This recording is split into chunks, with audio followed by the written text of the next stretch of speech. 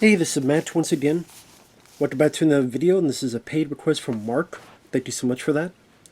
For those interested in requesting any type of videos, whether it be random thoughts, streams, commentaries, video game playthroughs for an hour or full playthrough, whatever the case may be, feel free to send it either directly to my PayPal. I do have a Cash App as well. Links are down below in the info box, and I will get to it as soon as I possibly can. And this is for Edge of Honor from 1991. Now, he did mention that this was a re-review, because I did review this years ago, but he wanted me to check this out and see if my thoughts have changed, any further thoughts, which I'm perfectly fine with. If I've reviewed something and you want to hear me re-review it, feel free to send in a request. I'll gladly do that. I have no issues with that. But Edge of Honor, this is around the time, because of course the big name, as you can tell from the poster, is Corey Feldman. I'm not going to go into my whole spiel of Corey Feldman, because that'd be a whole 20-minute rant. I'll say this. I liked his early work, whether it be The Goonies, The Lost Boys, Stand By Me. I liked him in The Burbs. I think he was an awful Donatello. I thought Adam Carl in the second Ninja Turtles film was much better. I always thought Corey Feldman was an awful voice for Donnie. That's just me. And as time went on, I do think he became a bit of a worse actor. If I take all the personal stuff and the way with him and Corey Haim, which Corey Haim I always liked better, I do think that as a kid actor he was pretty decent, and the older he got, the worse he got. Whether because he either was being lazy, or he was tamping it up, or he just... I think at this time he was still doing drugs, because he got in trouble at one point. I think he was caught again like a month after filming this. Something like that, I remember reading up. So, more than likely, he could have been using while doing this film. And sometimes it seems... Well, I guess in truthfulness, the other thing I read is that there was a person there to watch him to make sure he didn't do it. But then again, I also read that like a month... I guess as soon as the movie was done, he just used it again and got in trouble. But all that kerfluffle is the reason why he was not in the second film of Ninja Turtles as Donatello. But he did come back in the third one. Why? Because I thought Adam Carl did a better job. I guess they thought Corey Feldman was still a name. Anyway, I know I'm going off tangent on that, but...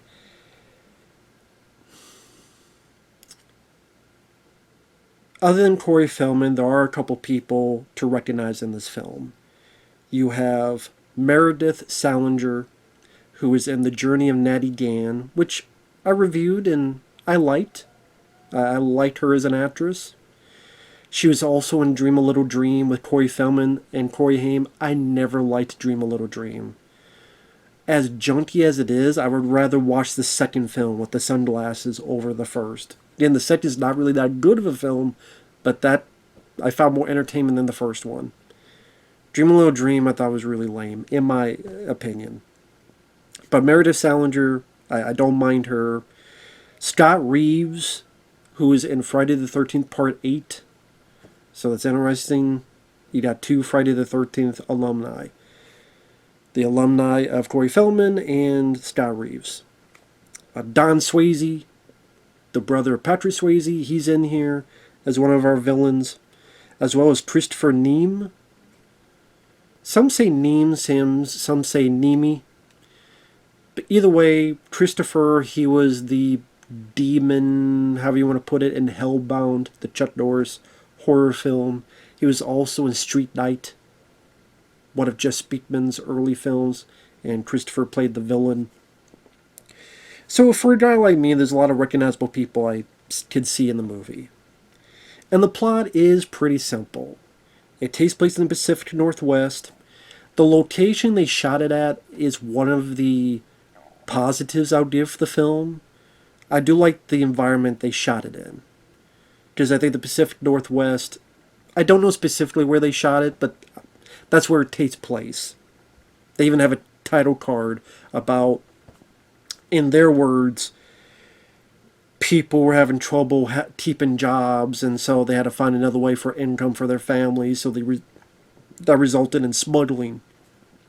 I don't know how much truth there is in those statements, but that's what the text says at the beginning of the movie.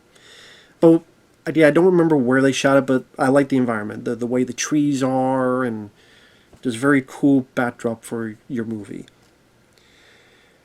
So you have this group of people, they're doing some smuggling, and this other group, Don Swayze's one of them, they come in and shoot the shit out of the other group. I can appreciate that it's a bit violent. There's some squibs and some blood. Nothing gory or anything, but nice to have some blood squibs there. So Don Swayze and his crew, they take what you find out is weapons. They're going to clean up, take the bodies, put them somewhere where no one can find them, and hide the weapons, and later they'll come back for it. Well, unbeknownst to them, at the same time, you have these three teens, Corey Feldman, Scott Reeves, and this other guy. They're part of these scouts, but they went on their way just to search around and look around before they head back to camp. And they find this shed. They go in this shed and they find this pile of munitions, which are shoulder-mounted rocket launchers. Now, as that rooster was about... Well, sorry, rooster, I was about to say it. Shut up. But the rooster took the words out of my mouth. They bring up this whole shoulder-mounted rocket launchers. You would think, oh, that's going to be something the kids will use eventually against the bad guys. No. I don't think anyone ever uses those weapons, which I thought was kind of a wasted opportunity. Because the rest of the film, they find them, they go back to camp, they don't go back.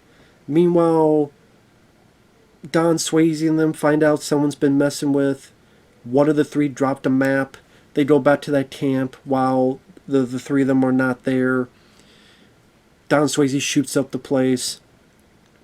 Eventually, it's our three teen leads and two little boys, the five of them, on the run from the woods with these bad guys chasing them. Meredith Salinger, she gets into the film because early on, one of the smugglers that Don Swayze and his crew killed, one of them ran off to his home, and when Swayze came, he killed him and he killed the mother, and Meredith Salinger is the last remaining part of that family, and she wants revenge. And she's not in the film a lot. Like, she pops up a little bit in the first act, and then you don't really see her. There's a point where our characters get split up, and some of them find these cops, but you find out the cops are kind of dirty cops. So Meredith Salinger, wearing a mask, ski mask, shoots the shit out of the police cars. And eventually she meets up with them. But it felt like they could have done a lot more with her character. Now I'll say this, at least they don't go for the typical, oh, her and Scott Reeves are going to fall in love with each other, or no time for love, Dr. Jones. They don't go with that, at least. But it still seems like a character that was a bit underused. And the rest of the film, I mean, I know there are people that do like the film. This film, there are people that want it on Blu-ray, and the film to me was just very unspectacular. For me, it's a very run-of-the-mill... It's not an awful movie. It's not a terrible movie. It's not a movie that I'm going to rant on. But it's a movie that I found, when I first saw it and watched it again, fairly forgettable. I remember the first time I saw this was... I was in another part of Texas, in San Marcos, or San Marcos, as some people pronounce it. And there was a store called Hastings. Now, this store was the best store I ever went to. It had movies you could buy, plentiful amount. You had magazines. People would sell their stuff, and you would find a lot of stuff. Rare CDs, rare movies. And they had an insane amount of movies to rent, both on VHS and DVD. They even had like the Rambo cartoons for rent on DVD. Like that's how specific and that's how massive it was. And Edge of Honor was on VHS. I'm like, oh, okay, this is when my thoughts on Corey Feldman were a bit more positive. I'm okay, it seems like, action film, survival in the forest, survival in the woods. And I found it forgettable then, I find it forgettable now. Because at times it feels like maybe it wants to be something in the vein of Southern Comfort, but it's nowhere near that quality. And it's like it wants to be serious, but then the music at times sounds like a Disney Channel score. Like at times the music is just too goofy and too juvenile for its own good. And action-wise, because they are scouts, I mean, they're not a commando team. They're not going to do a whole lot against these guys with guns. I mean, they get chased for a bit. There's a couple that they catch. There's one guy they grab for the gun and accidentally fire and kill the guy.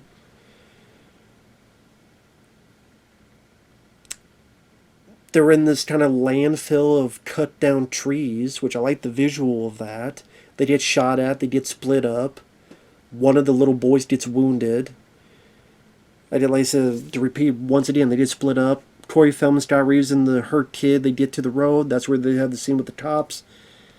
They find the other people, and those other people have Meredith Salinger, and she explains a bit what's going on.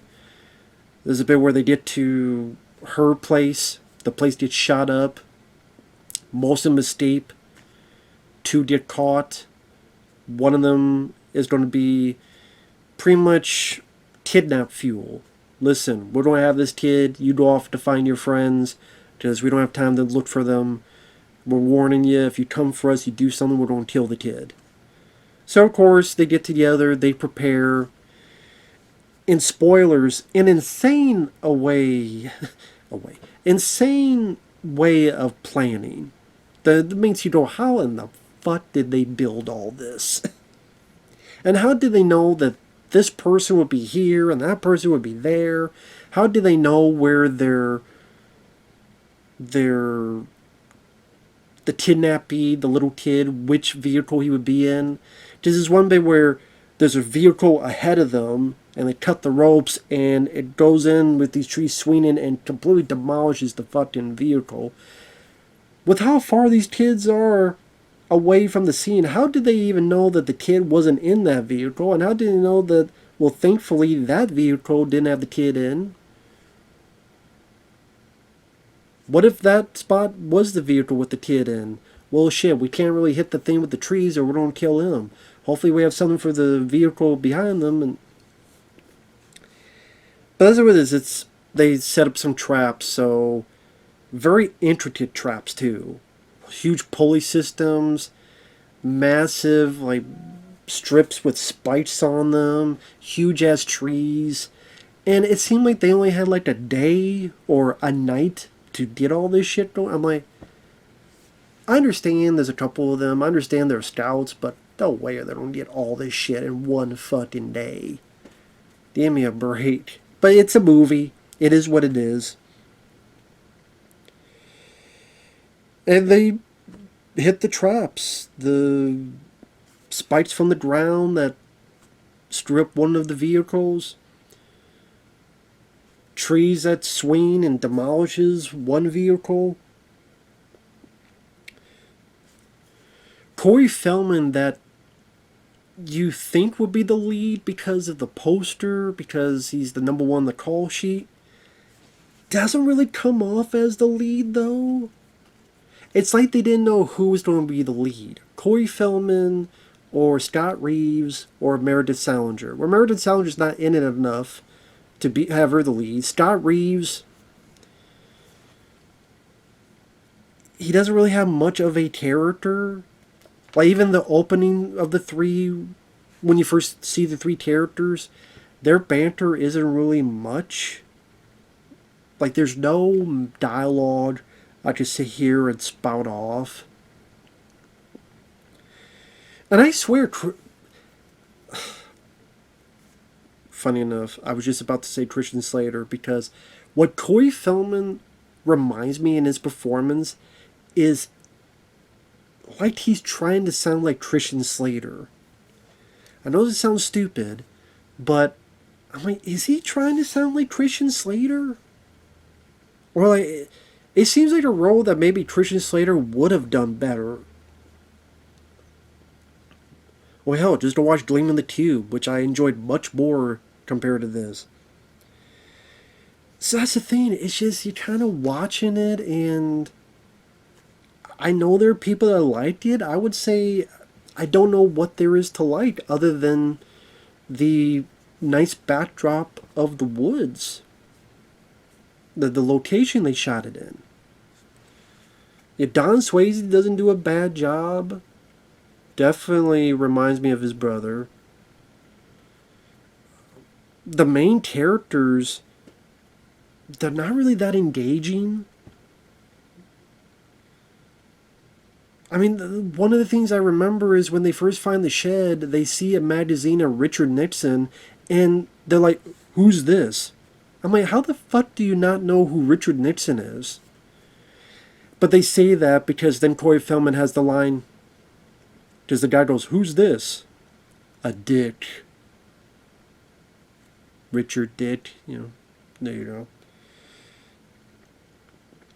And they bring up this whole thing with the shoulder-mounted rocket launchers. That seems like, okay, that could be a cool bit where they get the rocket launchers and set up a trap and they blow up some vehicles. You get some escapism, explosions.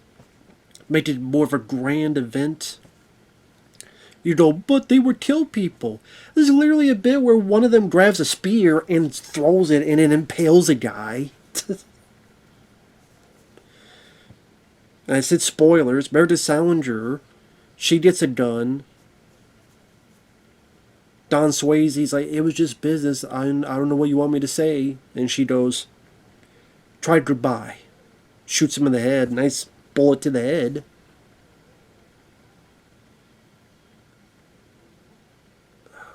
Corey Feldman doesn't really do much. He doesn't really get into fights with any of the bad guys. At the end, he's just in one spot chopping.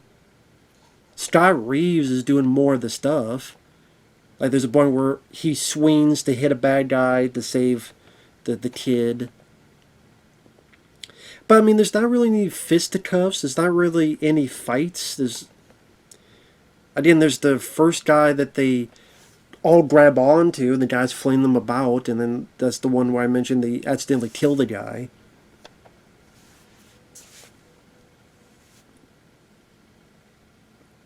I mean, maybe some people have nostalgia for the film, and that's fine if that's the case. It's just, again, the characters I don't find engaging at all. Not a single one of them. I'm not saying I don't mind some of the actors. Like Scott Reeves, he's there. Did I mind his acting? No. Meredith Salinger did fine. I don't think she's in it enough. Especially considering she's on the damn poster.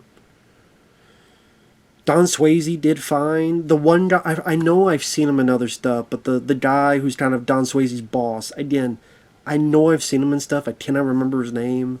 He did fine. Christopher Neame, I thought he was really wasted and underused. He seemed like he'd be much more of a villain, a bigger piece, but he's got this blade in his wrist that he uses once, but it's not really used much again. He gets the big death where Corey Feldman hits and chops, and this big spike thing comes and impales Christopher Neame.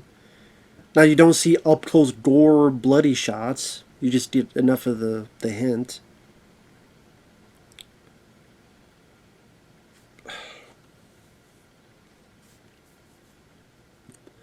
But yeah, it just... when you compare it to a film like Southern Comfort or some of those other survival in the forest movies, I think it comes up short. Like I said, I don't care for Corey Feldman's acting. To repeat, it sounds like he's just trying to be like Christian Slater. The other actors I thought did fine.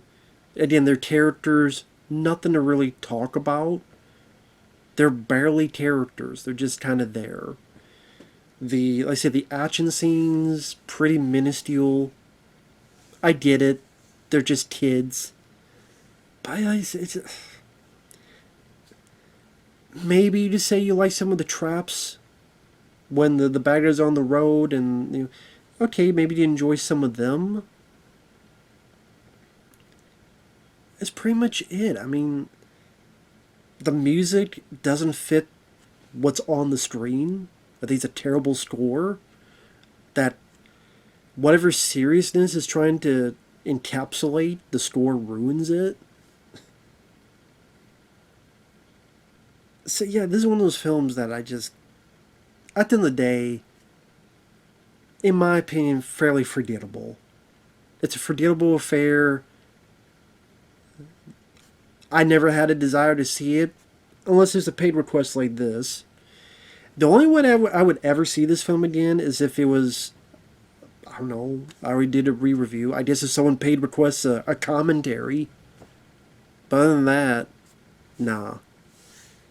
And here's the thing, like, around this time, like, Corey Haim, he did, was a Demolition High? Because I think the sequel's University. I would rather watch either of them over this.